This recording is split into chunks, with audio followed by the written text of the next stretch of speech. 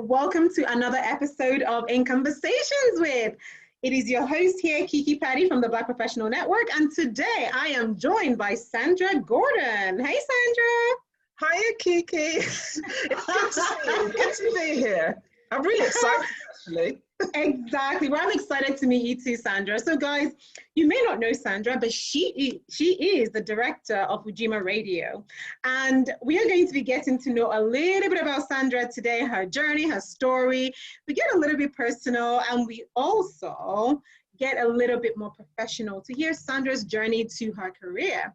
And guys, you know, the reason why we're bringing you this series of In Conversations With is to inspire you to be the change that we want to see in the world, starting with your own lives, in your professional communities, and out into the world, to inspire you to be the change that we want to see in Black communities. Okay, then, Sandra, let's get on with you and ask you the first question. So, Sandra, tell us a little bit about yourself. Okay, hi. As you say, hi, my name's Sandra Gordon. And I'm really passionate about three areas, and they kind of fall into three distinct things that really get me excited. My Black community, the corporate business world, and fulfilling my creative side. And this is translated for me into working as a senior manager, managing my own call center. I also work with a few creatives in Ghana who they support my design business. Like you've mentioned, I'm already a director at Ujima Radio and also a broadcaster, and I'm currently the director for the Women in Business Charter as well. Co-founder of RISE, which is a social enterprise, and also the RISE Awards, which supports and recognises Black businesses, entrepreneurs, and some of the amazing work that's been done within our community. Wow, Sandra, dear Lord, where do you have the time to do anything else? You seem to have your hands full. But I think because they all fall into things that I really care about, sometimes some of them don't feel like work. They feel like a vocation. Right? Don't you just love that? That's amazing. Okay, Sandra, let me ask you, well, because you've already touched on this, because it doesn't feel like work, it's your passion. You just go ahead and do it and enjoy it. But I bet there are still barriers and challenges along the way, even when you're enjoying the work that you do. Tell us, how do you navigate and deal with those challenges and barriers that might get in the way of you achieving your professional goals? You're right. I think for me, one of the things definitely is never give up. If you really want to achieve something, there's always going to be barriers. There's always going to be challenges, and you have to learn from your mistakes. So, that's life. That's the first thing I would definitely say to anybody. Also, it's really important to know your worth and value. And I found that working in the corporate world, because it's so easy for you to be put down or feel less than or not worthy. And as part of that, for me, it's about recognizing your achievements and not using them as reference points. Because again, for me, I've used that on many occasions. When you get the slight microaggressions that happen, I know what I've done. I know how good I am, and I know what I can deliver. And that's the thing that just keeps you going, especially, when you have those barriers, especially as a Black woman in the corporate world at a particular level. It's really vital that you remember the stuff that you've done. That's one of the things that's really carried me forward. Unfortunately, having to feel and be one or two steps ahead as well. And there's so many of us within the Black and brown communities, we've had that drummed into us from school, from being in schools. Make sure you study hard, make sure you work hard. When you go into the corporate world, you need to be a couple of steps ahead because of all the discrimination and all the other things and prejudices that you're going to face at particular levels. So that, again, I think the good thing with that is that it makes you stronger, it makes you more determined, and in so many cases, it makes you more than ready for what's coming in front of you. That's right. That's absolutely right. I just want to touch on something that you've already mentioned, because I feel like that sometimes there's this yin and yang of be a high achiever, but also be modest. And that can happen more often with women. How do you, what advice do you have for people dealing with that struggle of, go ahead and be this high achiever and, study hard and work hard, but also don't shine too bright and be this modest person? How do we navigate those two yin and yang? It's difficult because and I know, especially within the Caribbean culture, there is this thing about not being too bossy or too extra. And I know people will know exactly what I'm talking about when I use those terms. Yeah, absolutely. Yeah, but why not?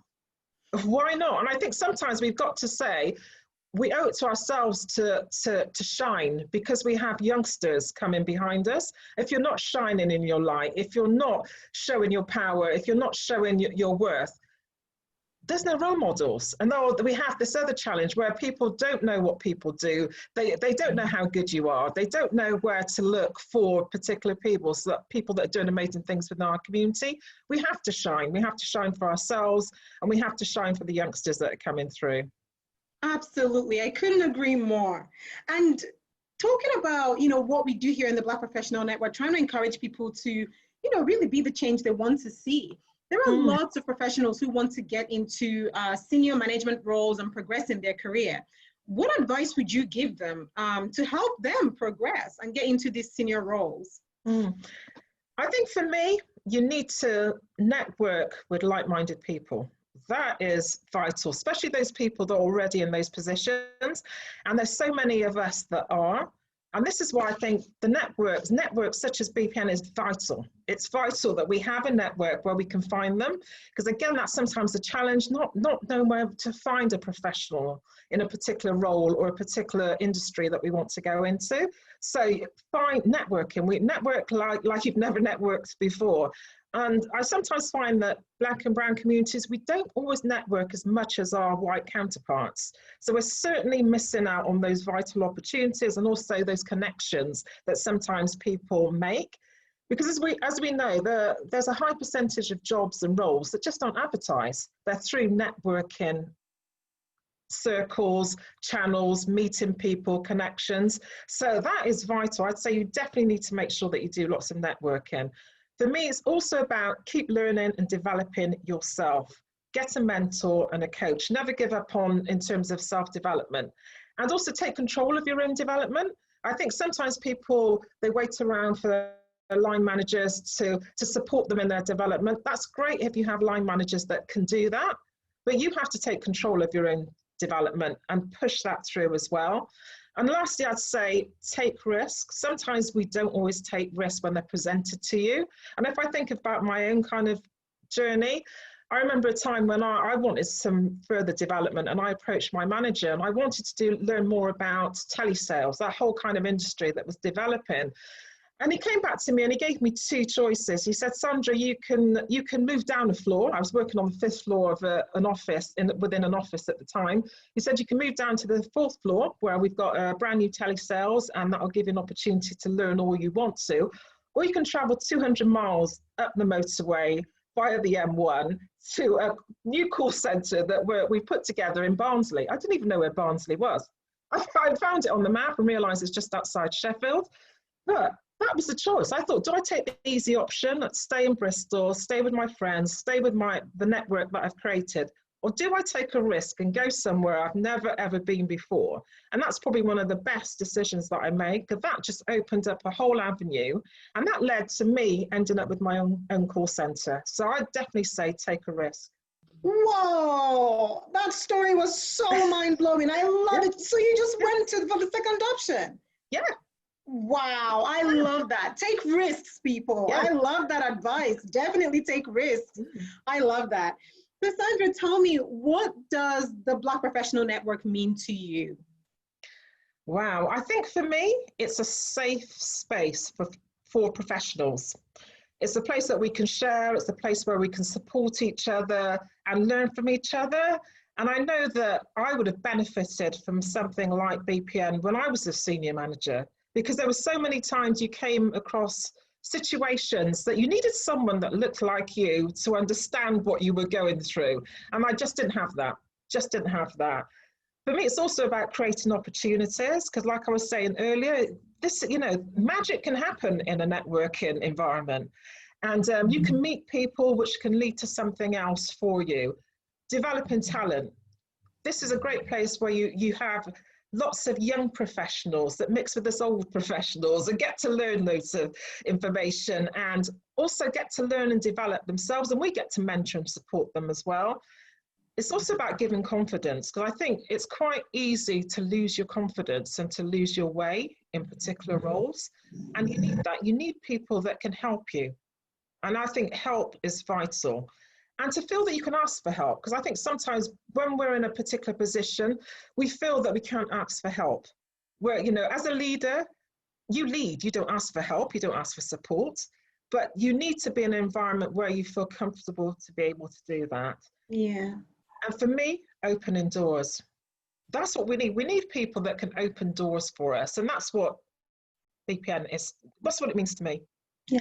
And that's exactly what we're trying to do, to encourage more people to see that there are, you know, Black professionals like you who are doing remarkable things in their career and in their lives. And you can, you know, when you see them, it helps you think that, of course, I can do the same as that person, to inspire you. So that's really what we're trying to do here. And so, Sandra, tell me, what's your favorite quote? Wow, it's more than a quote.